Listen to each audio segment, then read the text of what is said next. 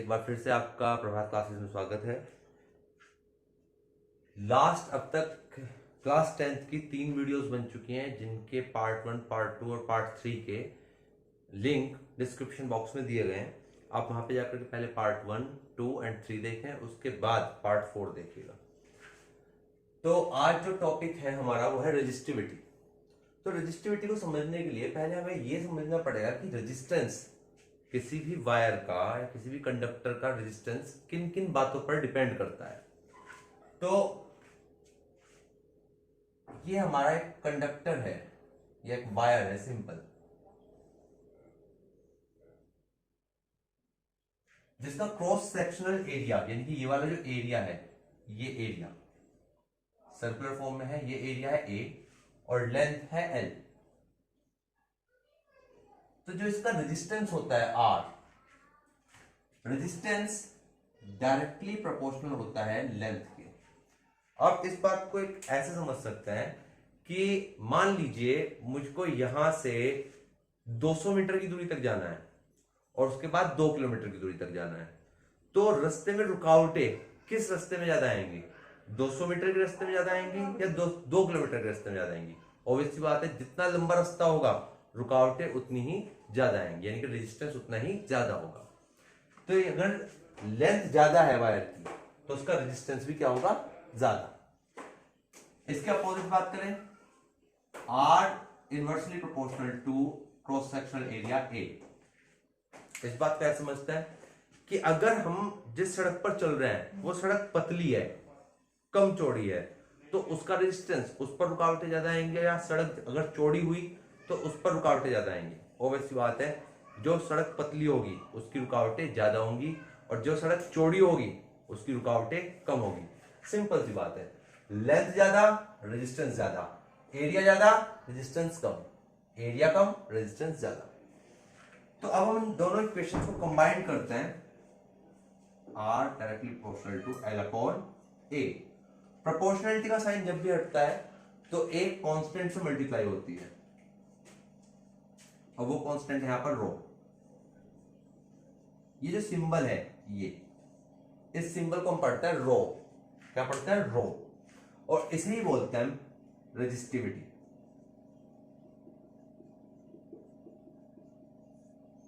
Resistivity of the material of the conductor, material की property है ये बात ध्यान रखने वाली बात है कि जो रो है वो क्या है यहां पर? Resistivity of the material.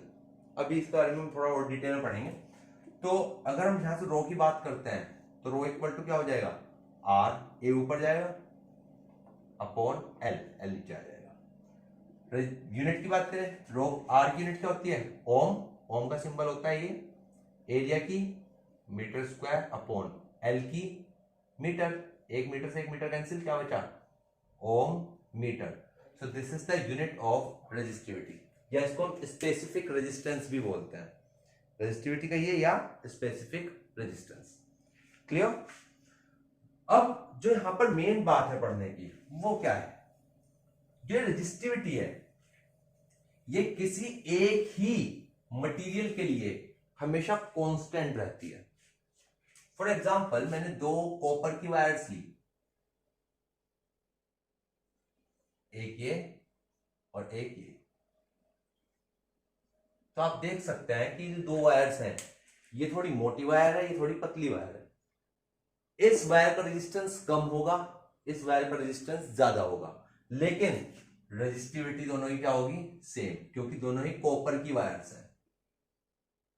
Similarly अगर मैं 2 वायर्स लेता हूं एल्यूमिनियम की, एक ये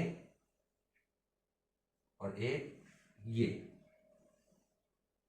एल्यूमिनियम की वायर्स हैं, दोनों का रेजिस्टेंस अलग अलग होगा लेकिन रेजिस्टिविटी दोनों की क्या होगी? सेम। इसका रेजिस्टेंस कम होगा, इसका रेजिस्टेंस ज्यादा होगा, क्योंकि ये मोटी वायर है और छोटी वायर है, जबकि ये पतली वायर है और लंबी वायर है। तो इसका रेजिस्टेंस ज्यादा होगा, इसका रेजिस्टेंस होगा कम, लेकिन रेजिस्टिविटी क्या रहेगी? सेम। तो रेजिस्टिविटी पे कोई फर्क नहीं पड़ता अगर मटेरियल सेम है। तो हम कह सकते हैं कि जो रेजिस्टिविटी होती है वो मटेरियल की प्रॉपर्टी होती है। रेजिस्टिविटी या स्पेसिफिक रेजिस्टेंस ना तो एरिया ऑफ क्रॉस सेक्शन पर डिपेंड करता और ना ही लेंथ पर। क्लियर? हाँ, अगर हम टेम्परेचर चेंज कर दें तो रेजिस्टिविटी भी चेंज हो जाती है।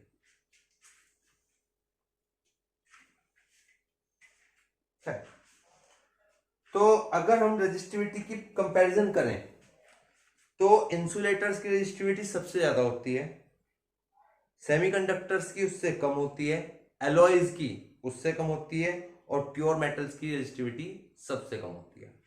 क्लियर? तो अब कुछ एक न्यूमेरिकल सॉल्व करते हैं। A 6 ohm resistance wire is doubled up by folding. Calculate the new resistance of the wire. देखिए ध्यान समझिएगा, ये एक वायर थी,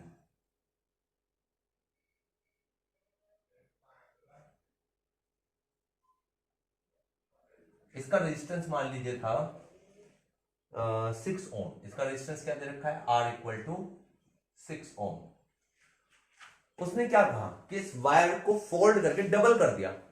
तो मान लीजिए इसका क्रॉस सेक्शनल एरिया है A और लेंथ है L और रेजिस्टिविटी है रो। तो रेजिस्टेंस क्या होगा इसका? R equal to rho into L upon A. R की वैल्यू कितनी है? 6, तो 6 equal to rho into L upon A. ये अभी इस केस के लिए रेजिस्टेंस फाइंड आउट कर लिया। अब उसने क्या कहा कि इस वायर को ऐसे मोड़ करके, फोल्ड करके डबल कर दिया, यानी कि ऐसे।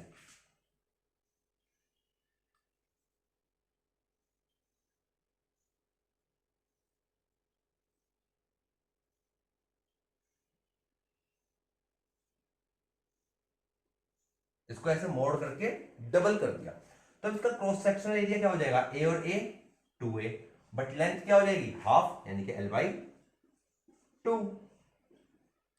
रेजिस्टिविटी में कोई फर्क आएगा? नहीं, क्योंकि मैंने भी बताया कि रेजिस्टिविटी चेंज नहीं होती। रेजिस्टिविटी एरिया या लेंथ पर डिपेंड नहीं करती, तो रेजिस्टिविटी वही रहेगी जो थी। और मान लीजिए रेजिस्टेंस हो जाएगा इसका R डैश। तो R डैश इक्वल टू क्या होगा? रो इंटू एल। एल कितना है यहां पर? L/2 अपॉन ए। ए कितना है यहां पर? ए और ए 2a। 2 नीचे आएगा, 4 हो जाएगा, 1/4 रो इंटू एल अपॉन ए। इसकी वैल्यू क्या है?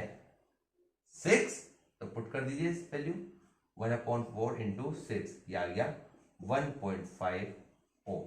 तो जो नया रेजिस्टेंस हो जाएगा वायर का वो हो जाएगा कम, और कितना रह जाएगा? 1.5 ओम के इक्वल। क्लियर? एक और बहुत प्यारा डेरिवेशन है जो कि आपके सिलेबस में नहीं है 10th क्लास में, लेकिन फिर भी इसको हम करवाते हैं। चलिए ध्यान समझते हैं। ये डेरिवेशन ये है कि अगर हम किसी वायर को खींच करके n टाइम्स कर दें, उसकी लेंथ को n टाइम्स कर दें, तो उसका रेजिस्टेंस कितने टाइम्स हो जाएगा? ध्यान समझते हैं इस चीज को। तो मान लीजिए ये एक वायर थी जिसकी इनिशियल लेंथ L थी और क्रॉस सेक्शनल एरिया था A, रेजिस्टिविटी रो थी और रेजिस्टेंस था R। अब उसने क्या कहा? ये केस 1 है। अब उसने क्या कहा केस 2 में? कि हमने इसको खींच करके लेंथ को n टाइम्स कर दिया। कितने टाइम्स कर दिया? n times. तो थोड़ी ये वायर पतली हो जाएगी। जब हम इसको खींचेंगे तो वायर थोड़ी पतली हो जाएगी, और इसकी लेंथ कितनी कर दी हमने? n टाइम्स, यानी कि इनिशियल लेंथ का n टाइम्स, n गुना nl। तो इसका ऑब्वियस बात है क्रॉस सेक्शनल एरिया चेंज हो जाएगा, हो जाएगा मान लीजिए a डैश। रेजिस्टिविटी कोई चेंज होगी नहीं, रेजिस्टिविटी रो थी तो रो ही रहेगी, बट हाँ रेजिस्टेंस चेंज हो जाएगा, मान लीजिए रेजिस्टेंस हो जाएगा R डैश। तो हमें यह बात पता होनी चाहिए कि जब हमारे पास कोई मटेरियल होता है, हम उस मटेरियल से, सपोज क्ले मिट्टी है हमारे पास, क्ले है, हम उससे कोई भी शेप बना लें, चाहे वो सिलेंडर बनाए, चाहे हम स्फीयर बनाए, चाहे हम कोन बनाए, वॉल्यूम उसका नहीं बदलता। तो जो वॉल्यूम इस वायर का यहां पर था वही वॉल्यूम इसका यहां पर होगा। इस वायर की शेप क्या है? सिलेंडर, और सिलेंडर का वॉल्यूम क्या होता है? Pi r square h, pi r square into h. But pi r square की जगह हम क्या लिख सकते हैं? ये वाला एरिया, दैट इज ए, क्योंकि यही तो एरिया है पाई आर स्क्वायर, और h की जगह क्या से लिख सकते हैं l, तो इसका वॉल्यूम क्या हो जाएगा a इंटू एल, जबकि इसका a डैश इंटू एल की जगह क्या लेंगे nl। अब क्योंकि वायर वही है तो जो वॉल्यूम यहां पर है वही वॉल्यूम यहां पर होगा, यानी कि ये और ये क्या होंगे same, that means a into L will be equal to a dash into nl। L से एल कैंसिल, तो a डैश की वैल्यू क्या जाएगी यहां से a upon n, a dash की वैल्यू क्या हो जाएगी a अपॉन n। अब यहां पर रेजिस्टेंस देखते हैं, यहां पर रेजिस्टेंस क्या होगा r equal to rho into L upon A, जबकि यहां पर रेजिस्टेंस क्या होगा r dash equal to rho into L, L की जगह nl अपॉन a डैश, ये वाला एरिया। बट a डैश की वैल्यू क्या है a अपॉन n, यहां रखिए a अपॉन n, जो नीचे n था वो घूम करके ऊपर चला जाएगा, n स्क्वायर को बाहर निकालिए, n square rho into L upon A, but ये क्या है r, तो आंसर आ जाएगा हमारा n स्क्वायर r, तो r डैश की वैल्यू क्या हो गई n स्क्वायर r। इसका मतलब यह है कि जब हमने वायर को n टाइम्स बढ़ाया, जब हमने वायर की लेंथ को n टाइम्स बढ़ाया तो उसका रेजिस्टेंस n स्क्वायर टाइम्स हो जाएगा। कितना टाइम्स n स्क्वायर टाइम्स।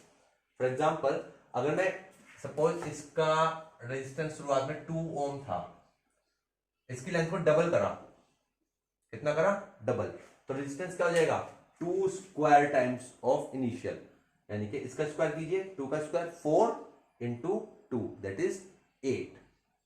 अगर मैं कहूं उसको 3 टाइम्स करा तो 3 का स्क्वायर 9 इंटू 2 18।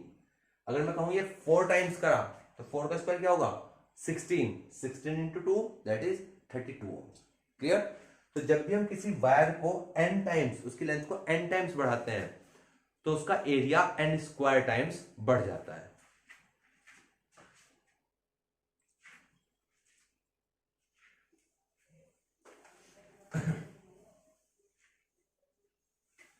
नेक्स्ट जो टॉपिक है वो है हमारा सीरीज एंड पैरेलल कॉम्बिनेशन या combination of resistances.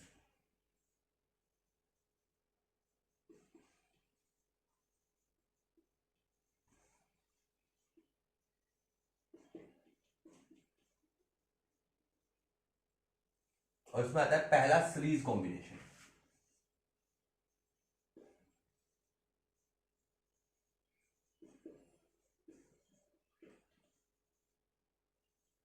Series combination तो हम जानते हैं कि रेजिस्टेंसेस ऐसे होते हैं, इस फॉर्म में लिखते हैं हम रेजिस्टेंसेस को सिंबल।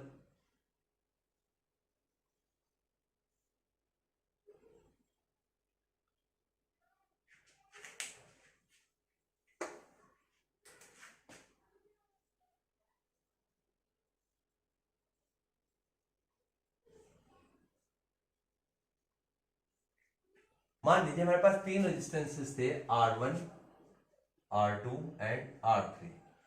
हर एक रेजिस्टेंस के 2 टर्मिनल्स होते हैं, एक लेफ्ट और एक राइट। तो इसका लेफ्ट टर्मिनल ये है, राइट टर्मिनल ये है, इसका लेफ्ट ये, राइट ये, इसका लेफ्ट ये, राइट ये। अब अगर मैं इसके राइट को इसके लेफ्ट से कनेक्ट कर दूं, इसके राइट को इसके लेफ्ट से, और जो ये एंड बचे थे इनको एक बैटरी से कनेक्ट कर दो या सेल से कनेक्ट कर दो, तो ये जो कॉम्बिनेशन तैयार होता है इसे बोलते हैं सीरीज कॉम्बिनेशन। क्या बोलते हैं सीरीज कॉम्बिनेशन। सीरीज कॉम्बिनेशन की अपनी खास बात होती है क्या, कि अगर बैटरी इस सर्किट में आई करंट फ्लो करा रही है तो हर एक रेजिस्टेंस में आई करंट ही फ्लो करेगा। अगर टोटल पोटेंशियल बैटरी का V है, पोटेंशियल डिवाइड हो जाएगा, इसका पोटेंशियल मान लीजिए हो जाएगा V1, इसका पोटेंशियल डिफरेंस V2 और इसका पोटेंशियल डिफरेंस V3। क्लियर। तो अब हम इसका डेरिवेशन करेंगे इक्विवेलेंट रेजिस्टेंस फाइंड आउट करने के लिए। इक्विवेलेंट रेजिस्टेंस मतलब कि इन तीनों रेजिस्टेंस का रिजल्टेंट, ये कहिए इन तीनों रेजिस्टेंसेस का रिजल्टेंट कितना होगा। रिजल्टेंट मींस जो इनके जैसा ही वर्क करेगा। तो जब हम तीन रेजिस्टेंस को सीरीज में कनेक्ट करते हैं तो उनका रिजल्टेंट फाइंड करने के लिए ध्यान समझिएगा, टोटल पोटेंशियल क्या है V, ये V ही डिवाइड हो गया V1 V2 एंड V3 में। V इक्वल टू क्या होगा, V1 plus V2 plus V3, but हम जानते हैं V इक्वल टू IR, तो V1 इक्वल टू क्या हो जाएगा, देखिए V1 इक्वल टू क्या होगा IR1, V2 इक्वल टू क्या होगा IR2 and V3 equal to IR3। I common, अंदर क्या बचेगा R1 plus R2 plus R3।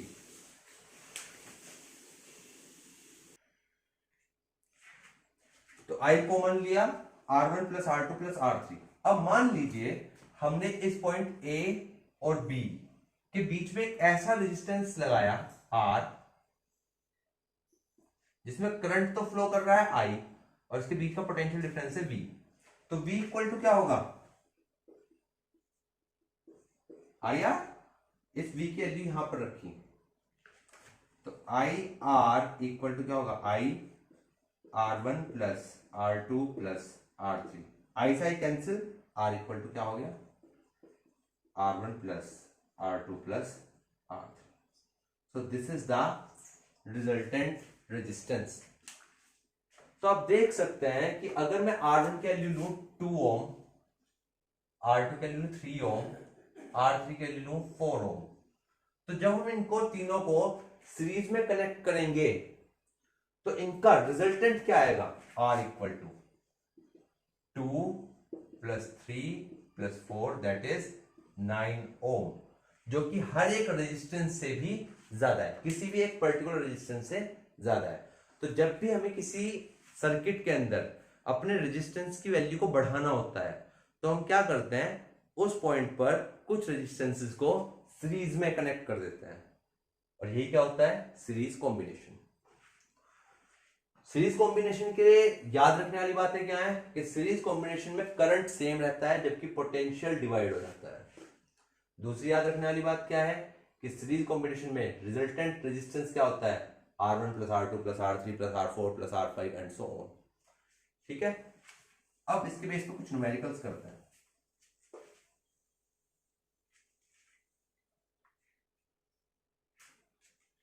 मान लीजिए कि सर्किट दिया है हमें 5 8 12,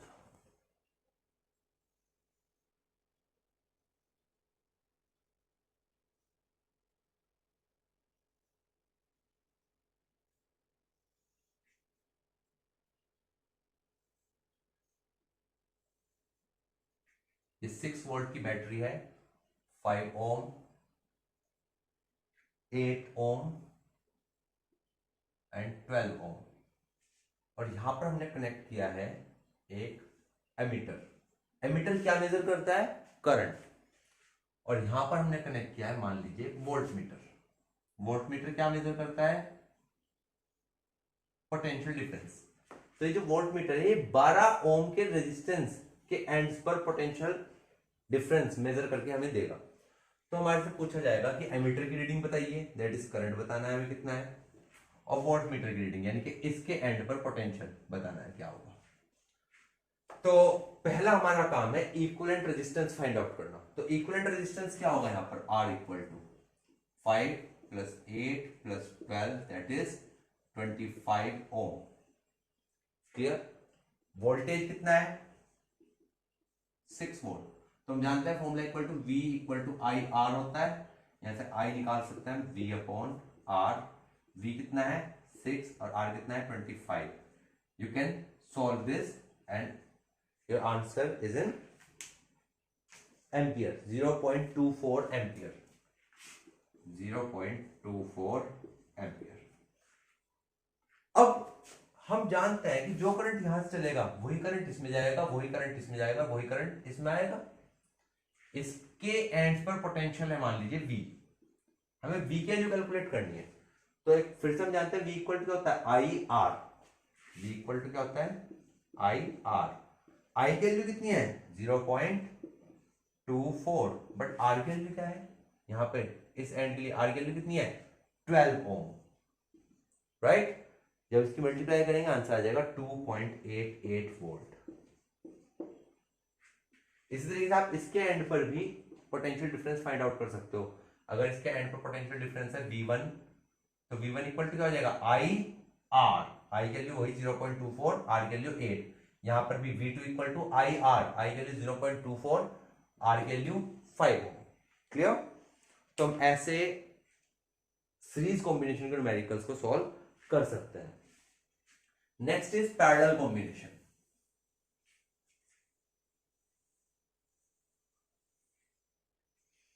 तो पैरेलल कॉम्बिनेशन,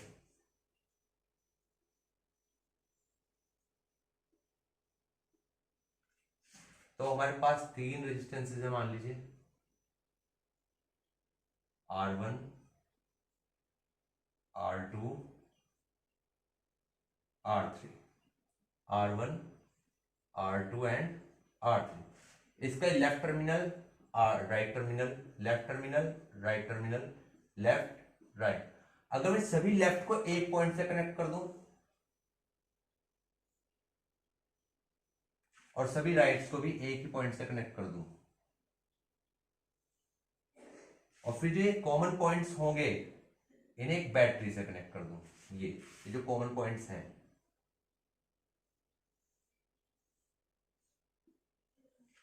तो ये जो कॉम्बिनेशन तैयार होता है इस कॉम्बिनेशन को बोलते हैं पैरेलल कॉम्बिनेशन। खास बात क्या होती है, यह है वोल्टेज V। इस कॉम्बिनेशन में पोटेंशियल डिफरेंस हर एक रेजिस्टेंस के एंड्स पर सेम होता है। यानी कि अगर यहां पर V है तो यहां पर भी V होगा, यहां पर भी V और यहां पर भी V, लेकिन करंट अलग अलग होगा। मान लीजिए नेट करंट R गया तो यहां पर आ जाएगा मान लीजिए I1, यहां पर I2 और यहां पर I3। अगर नेट करंट I था तो वो डिवाइड हो जाएगा, यहां पर चला जाएगा I1, यहां पर I2, यहां पर I3। तो अब इसका रिजल्टेंट फाइंड आउट करते हैं। तो I इक्वल टू क्या होगा, देखिए I ही तीन पार्ट में डिवाइड हुआ, तो I इक्वल टू क्या होगा I1 plus I2 plus I3। V equal to formula होता है IR, I की वैल्यू आ जाएगी V अपॉन R। तो I1 क्या होगा V upon R1, I2 V upon R2, I3 V upon R3। V common ले सकते हैं, अंदर क्या बचेगा 1 upon R1, 1 upon R2, 1 upon R3। फिर वही बात, अब इन सबको हटा करके मैं एक ऐसा रेजिस्टेंस कनेक्ट करता हूं जिसका रेजिस्टेंस R हो, उनके सिरों पर पोटेंशियल डिफरेंस V हो और करंट फ्लो कर रहा हो I। तो उसके लिए I के लिए क्या हो जाएगी V upon R equal to V upon V into 1 upon R1, 1 upon R2, 1 upon R3। V से भी कैंसिल आउट, क्या बचा 1 upon R equal to 1 upon R1, 1 upon R2 plus 1 upon R3। इस कंडीशन में रेजिस्टेंस घट जाता है, यानी कि जो कोई भी रेजिस्टेंस है किसी भी एक रेजिस्टेंस से भी कम वैल्यू यहां पर हमें मिलेगी। एग्जांपल, मान लीजिए 3 ओम का रेजिस्टेंस है, ये भी 3 ओम का रेजिस्टेंस है और ये भी 3 ओम का ही रेजिस्टेंस है। तो रेजिस्टेंस रिजल्टेंट रेजिस्टेंस क्या आएगा 1 upon R equal to 1 upon 3 plus 1 upon 3 plus 1 upon 3, यानी कि 3 अपॉन 3 कैंसिल आउट, आंसर आया 1। 1 अपॉन R इक्वल टू आया 1, उल्टा करो तो R इक्वल टू अभी भी क्या रहेगा 1 ओम। तो आप देख सकते हैं कि किसी भी रेजिस्टेंस की वैल्यू 3 ओम थी, 3 ओम, लेकिन रिजल्टेंट उनसे भी कम आया 1 ओम। तो जब भी हमें रेजिस्टेंस की वैल्यू कम करनी होती है तो उस जगह पर हम रेजिस्टेंसेस को पैरेलल में कनेक्ट करते हैं। Clear.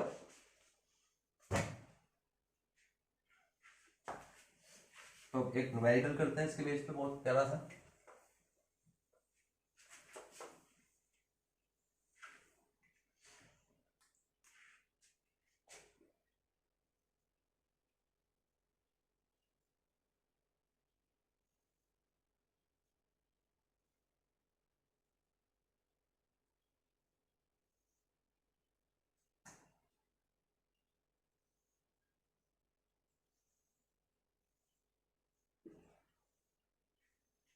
7.2 8 12 7.2 ohm 8 ohm 12 ohm. We have to find the value of V1 and current I. और ये है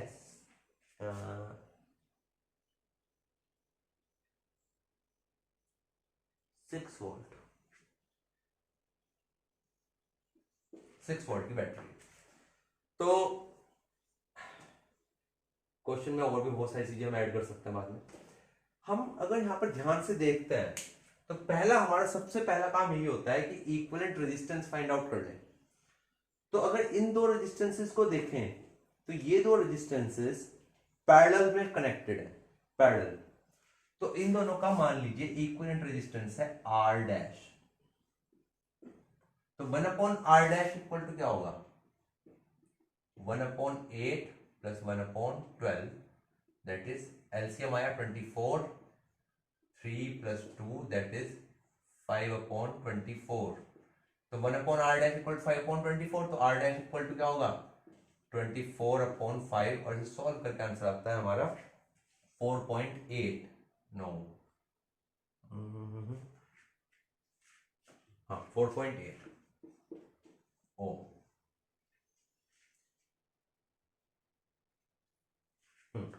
तो टोटल रेजिस्टेंस क्या आएगा 4.8 ओम इन दोनों का। अब जब मैं इन दोनों को हटा करके इसकी जगह पर ये वाला रेजिस्टेंस लगाऊंगा तो वो रेजिस्टेंस और ये रेजिस्टेंस दोनों किस में कनेक्टेड हो जाएंगे सीरीज में। तो नेट रेजिस्टेंस क्या आएगा net resistance R equal to क्या होगा R डैश प्लस 7.2, क्योंकि ये दोनों किसमें हो जाएंगे सीरीज में। इन दोनों का रिजल्टेंट और ये इनका रिजल्टेंट और ये किसमें है सीरीज में। तो कितना आ जाएगा R डैश के लिए 4.8 प्लस R 7.2, आंसर आएगा 12। ये आ गया R नेट रेजिस्टेंस। अब क्योंकि हमारे पास नेट रेजिस्टेंस है तो हम नेट करंट फाइंड आउट कर सकते हैं। V की वैल्यू कितनी है 6 वोल्ट। I की वैल्यू फाइंड आउट करनी है। V इक्वल टू फॉर्मूला होता है I R ओम्स लॉ से, तो I इक्वल टू हो जाएगा V/R। V की वैल्यू है 6, R की वैल्यू है 12, आंसर आ गया 0.5 वोल्ट, सॉरी 0.5 एम्पियर। तो जो नेट करंट फ्लो कर रहा है वो कितना कर रहा है 0.5 एम्पियर का।